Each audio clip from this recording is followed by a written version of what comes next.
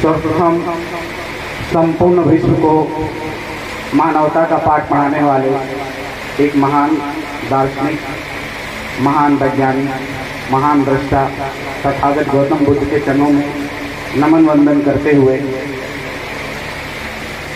इस देश के जितने भी महानायक गणित अगणित हुए हैं, जिनके त्याग और पराक्रम के बदौलत आज यह देश और हम और आप यहाँ उपस्थित हैं, इतिहास के उन संपूर्ण महानायकों को एक स्वर में मैं नमन वंदन करता हूँ। साथ ही मंचासीन उपस्थित हम सबके धम्मगुरु, जिसको सम्राट अशोक महान ने भी बहुत कुछ कोटि का दर्जा दिया था, जिन्होंने तथागत गौतम बुद्ध को, उनकी देशनाओं को चारों दिशाओं में कण कण में बसाने फैलाने का काम किया था, उसी को प्रतिबिंबित करते हुए मंचासीन हमारे श्रीलंका के गुरुजी एवं सारनाथ के गुरुजी, आपका भी मैं चरण वंदन अभिनंदन करता हूं। साथ ही मंच पे उपस्थित सम्राट अशोक क्लब के राष्ट्रीय अध्यक्ष एवं उनकी पूरी कार्यकारिणी एवं उपस्थित हमारे सम्राट अशोक क्लब के तमाम जांबाज साथी, आप सबका विशेष रूप से आभार प्रकट करता हूं कि आज जिस दिवस को आप हम लोग याद करने के लिए, अपनी स्मृतियों में बसाने के लिए उपस्थित हुए हैं, वह कोई आम दिन नहीं है। वह ऐसे व्यक्ति का स्मृति दिवस है, परिनिर्वाण दिवस है, देहावसान है, जो व्यक्ति मैं समझता हूं कि पहले तो नहीं लेकिन कुछ सालों में ही या आने वाले कुछ सालों में ही युग दृष्टा बन के इस इतिहास में लिखा जाएगा। क्योंकि युग दृष्टा इसलिए मैं कह रहा हूं, मैं उनको नमन वंदन करने से, माननीय स्मृति पिताजी सुभाष सिंह मौर्य को नमन वंदन करने से पहले यहां पे उपस्थित तमाम मातृशक्ति को नमन वंदन कर रहा हूं, सादर नमन कर रहा हूं। इसलिए मैं कर रहा हूं कि आज माननीय सुभाष सिंह स्मृति से सुभाष सिंह मौर्य जी को तो याद करेंगे, उनके किए गए कार्यों को तो याद करेंगे, क्योंकि मुझे उसी के लिए विषय प्रवर्तन के लिए बुलाया गया है। लेकिन आज इस देवरिया की माटी पे, इस गांव की माटी में एक ऐसी जननी थी जिसके सृजन, जिसके 9 महीने के उस अक्षुण्ण घर में एक ऐसा बालक जिन्होंने अपनी कोख में रखा, जिसको आज हम लोग याद कर रहे हैं। इसलिए उस जननी को याद करना आज बहुत जरूरी है। वह माता खुद भी नहीं जानती होगी, हर माता नहीं जानती है कि उसके कोख में कौन सा बालक पल रहा है। इसलिए उस जननी को बारंबार अभिवादन, नमन वंदन कि जिसने एक ऐसे युग दृष्टा को अपने से एक बीज के रूप में यहाँ पैदा किया। और साथ ही अभी मंचासीन जब मैं था, अभी परिचय के दौरान हमारे संचालक महोदय बता रहे थे कि ये उनके बड़े भाई हैं, ये उनके पुत्र हैं, ये उनके साले हैं। लेकिन मैं तो समझूंगा वो तो जानते ही होंगे, उससे भी बड़ा योगदान उन तमाम उन साथियों का जो उस समय माननीय स्मृति से सुभाष जी मौर्य को एक नहीं दोनों हाथों से तहे दिल से एक जगह से दूसरे जगह और उनके विचारों को ध्वजवाहक के रूप में प्रसारित करने का काम कर रहे थे। तो मैं कहूंगा वैसे सारे मालिकों जिन्होंने उस बीज को पौधा बनाया और पौधा बना के वृक्ष बना दिया और वृक्ष बना के इतने सारे फल पैदा कर दिए, उस निगमा, उस बगीचे के मालिक में हमारे राष्ट्रीय अध्यक्ष भी हैं यहाँ हमारे देवीलाल गुरुजी भी हैं। ये तमाम उनके हमउम्र वो साथी जिन्होंने उस बगीचे को बचा के रखा और हमारे आपके जैसे इतने सारे फल पैदा हो गए जो इस संपूर्ण भारत में उस सम्राट अशोक महान के विचार को कण कण तक पहुंचा देंगे। यह अपने आप में अविस्मरणीय बात है। ये यूं ही नहीं है कि हम लोग आज यहाँ उपस्थित हुए हैं सिर्फ एक व्यक्तित्व के बारे में, एक व्यक्ति परिचय के लिए नहीं उपस्थित हुए हैं। मैं बार बार कहूंगा, एक युग दर्शा के लिए यहाँ आप लोग उपस्थित हुए हैं। बात आती है कि उन्होंने एक संस्था बनाई, सम्राट अशोक क्लब भारत। जिस सम्राट की बात, जिसकी किताबें यूनिवर्सिटी में, सिलेबस में, सब जगह जहां रिसर्च में या फिर बड़े बड़े प्रोफेसर, यूनिवर्सिटी के प्रोफेसर सेमिनार तक ही सीमित था, शायद आज जिस व्यक्ति विशेष के बारे में हम लोग जान रहे हैं, तो देखिए पढ़े लिखे लोग जिनको कलम पकड़ने की आदत है, जो यूनिवर्सिटी में जाते हैं, पाठशालाओं में जाते हैं, बड़े बड़े, वो तो सम्राट अशोक को इस देश में जान जाते हैं। लेकिन गांव की पगडंडियों तक वो टूटे हुए खपड़ैल घर में अगर सम्राट अशोक क्लब को पहुंचाया तो सम्राट अशोक क्लब भारत पहुंचाया। और उस सम्राट अशोक क्लब भारत को सृजन के रूप में कौन मिला? शिल्पकार, तो माननीय सुभाष सिंह मौर्य। अगर वो न होते तो वो मूर्ति सिर्फ अपनी अवस्था में ना आती और मैं आज यहाँ बोल नहीं रहा होता। मैं भी कहीं यूनिवर्सिटी में अभी भी पढ़ा ही रहा होता। ये अपने आप में बहुत बहुत अविस्मरणीय बात है। ये साधारण सी बात नहीं है। जिस थीम को, जिस सम्राट अशोक को हर जगह हम सेमिनार में पढ़ते हैं, उसको कण-कण तक, गांव-गांव तक पहुंचाने का श्रेय इस व्यक्ति विशेष को जाता है।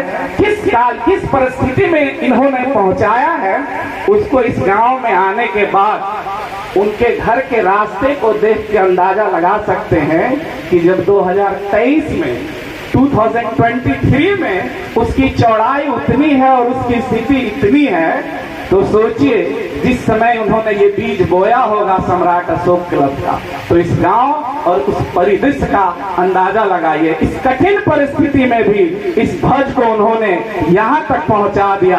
अपने आप में समझ सकते हैं ये कितना बड़ा अभिनंदन करने के लिए आए हैं। एक विचार था, देखिए उनके शारीरिक पुत्र डीएनए के अनुसार तो दो ही हैं। अगर देखा जाए तो संवैधानिक अधिकार उनकी संपत्ति का माननीय मोहन सिंह मौर्य और मनीष मौर्य को मिला है, लेकिन उनको पता नहीं कि ये जो कारवां है, आप भले ही समझते होंगे कि भाई मैं ही 2 पुत्र हूं, लेकिन आपके पिताजी ने लाखों पुत्र पैदा किया और कंटिन्यू अभी पैदा करते जा रहे हैं। इतना पैदा करते जा रहे हैं कि आपको उसका अंदाजा भी नहीं होगा।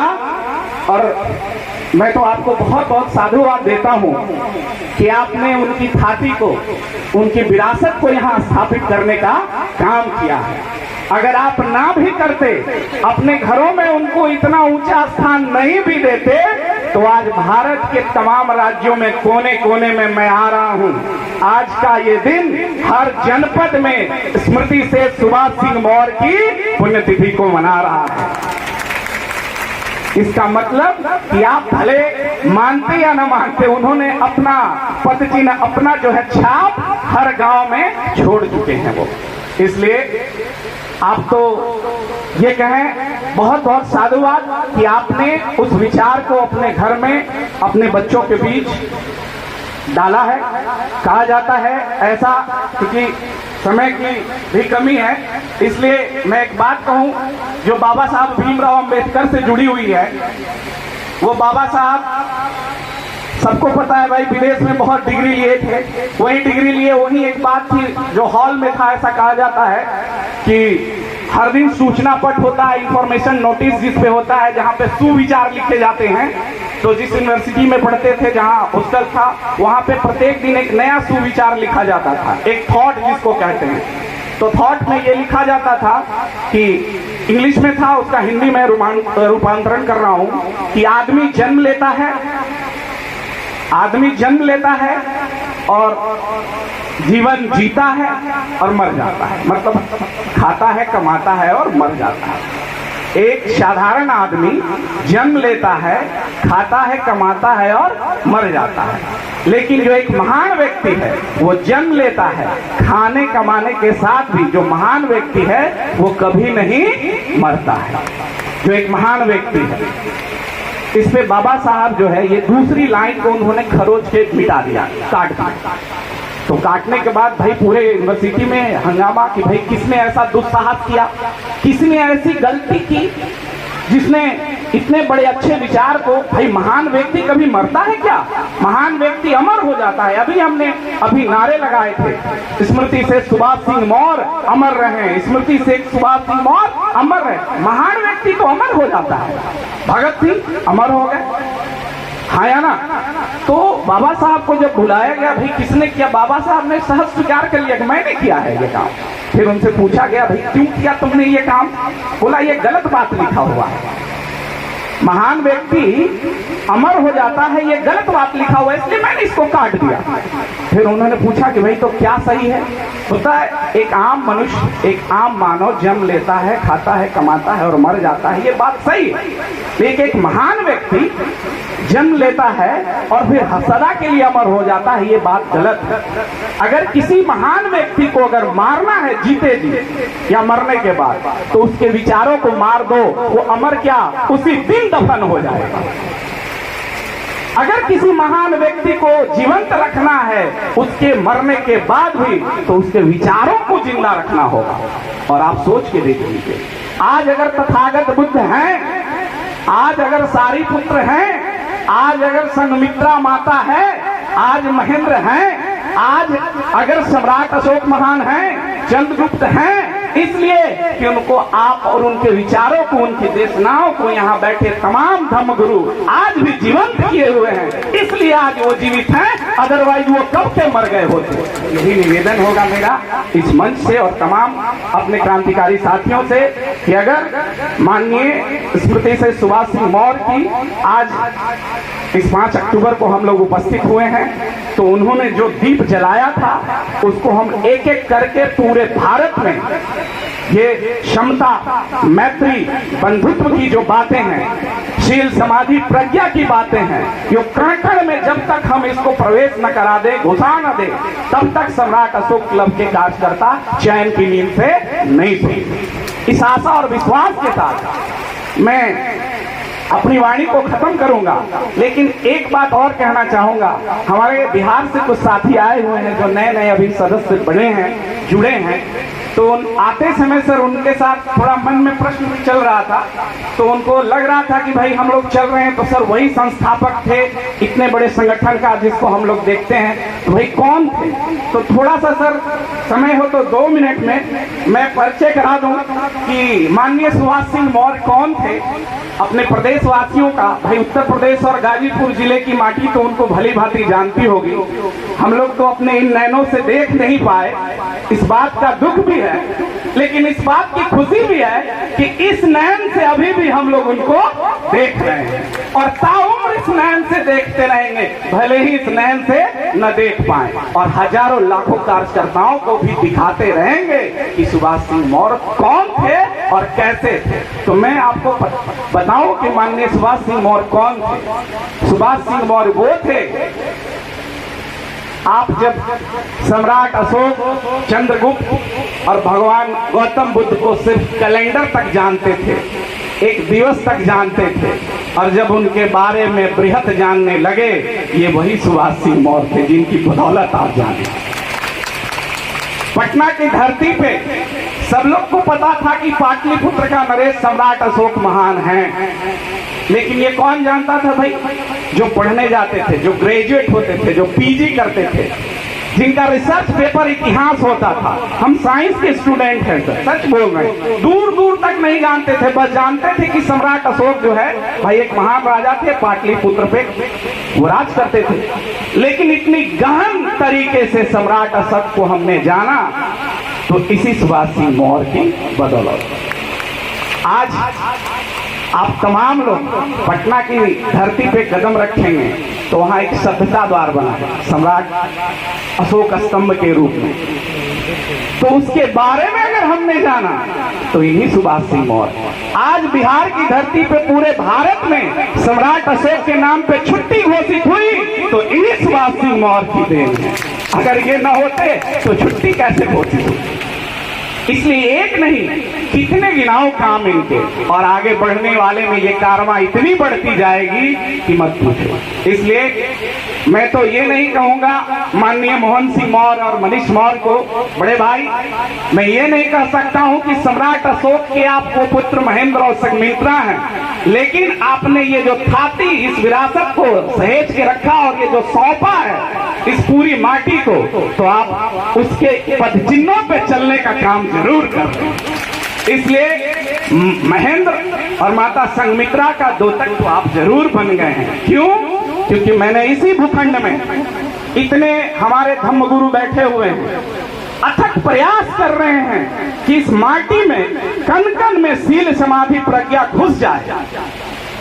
सदियों से करते आ रहे हैं, सदियों से इस अखंड भारत में, इस भारत में सावित्रीबाई फूले, ज्योतिराव फूले, बाबा साहब, जगदेव प्रसाद, हर वो व्यक्ति क्रांतिकारी व्यक्ति समता मैत्री की बात करके स्थापित करने की बात कर रहा है, लेकिन आज भी कहीं न कहीं हम लोग असफल हो जा रहे हैं। लेकिन आज ऐसे व्यक्ति के स्मृति दिन पे आके हम लोग को भी एहसास हो रहा है कि हम लोग थके नहीं। ये जो कारवां चल रहा है ये हमेशा से सदियों से रहा है, रहते आएगा और आगे भी रहेगा। इसलिए ऐसे व्यक्तित्व को जिन्होंने इस छोटी सी संस्था को, भले ही उनका दृष्टि क्या रहा होगा हम लोग तो नहीं जानते हैं, लेकिन भले ही इस गांव से या इस जमनिया के तहसील से, इस गाजीपुर जिले से स्टार्ट किया और आज जो हम 7 राज्यों में, और कहिए तो गोपालगंज, हमारे बिहार के गोपालगंज, कहीं भी कहिए कटिहार, कहिए जहानाबाद, कहिए अरवल, आज का ये दिन सम्राट अशोक के साथ साथ तथागत गौतम बुद्ध के साथ साथ माननीय स्मृति से सुभाष मौर्य जी की तस्वीर लगा के लोग आज वंदन, अभिनंदन और पूजा कर रहे हैं। इसलिए मैं भी चाहता हूं कि आप और हम कम से कम उनका अनुसरण करें। और सम्राट अशोक क्लब, अगर आपने उस विचार को, अपने पिताजी के विचार को पुनः अपने परिवार में डाला है, ये बहुत काबिले तारीफ है और उसका सम्राट अशोक क्लब भारत हमेशा आपका वंदन, अभिनंदन करते हुए आभार प्रकट करता है। क्योंकि मैंने देखा है, मैं एक बात कहना चाह रहा था, डाइवर्ट हो गया। मैंने देखा है कि जितने भी महान विचारक हुए हैं, जिनका अभी मैंने नाम लिया, उन्होंने मंच से और समाज में बहुत अच्छे काम किए, लेकिन एक ही चूक हो गई जिसमें सम्राट अशोक से नहीं हुई। सम्राट अशोक से वो चूक नहीं हुई, उसमें तो वो सबसे श्रेष्ठ और अव्वल हो गए। कैसे? अपनी बेटी और बेटे को मान करके।